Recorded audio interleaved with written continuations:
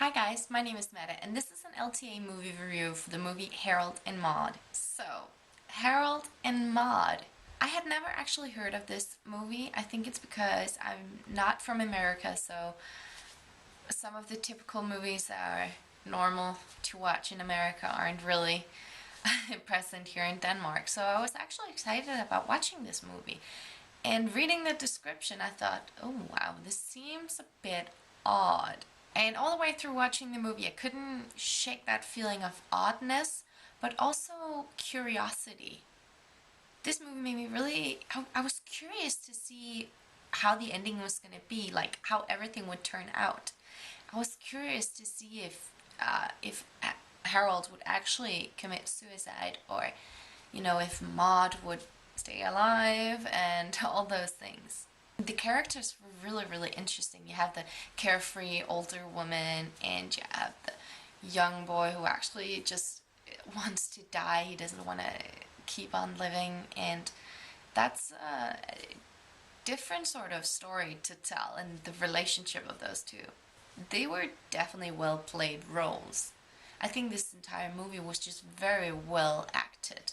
I thought it was so interesting seeing Harold's development all through the movie, like developing his feelings and how he expresses himself and lets go of that he lets go of his emotions. And I think that was shown very beautifully. Harold really freaked me out. His facial expressions and just the way that he carried himself and the way that he didn't really talk.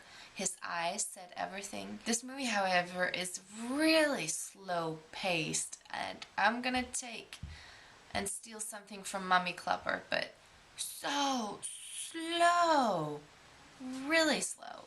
And I know that it's a 70s movie, and I know that this type of movie doesn't call for action sequences, but it was just really slow. But I guess that's classic 70s movies. Maude is such a cougar. Honestly, she's the biggest cougar I've ever seen in my entire life. Forget Demi Moore. Forget all of those. Forget Madonna. Maude. She has some skills. She's 80 and she can still get a boy at 18. Maybe there's hope. But seriously, you guys, I did enjoy this movie. Even though it's slow paced, a lot of the 70s movies that are worth a watch are really slow paced. And I think if you can get over that hump, this movie will be a good movie. And this movie is just grotesque in a 70s way. It's really pushing the boundaries.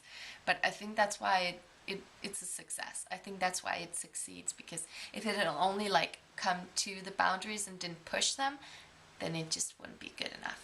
I would definitely recommend this movie because I think it's sort of a classic, I feel like, and it's something that everyone should see. So I would recommend this movie for a watch.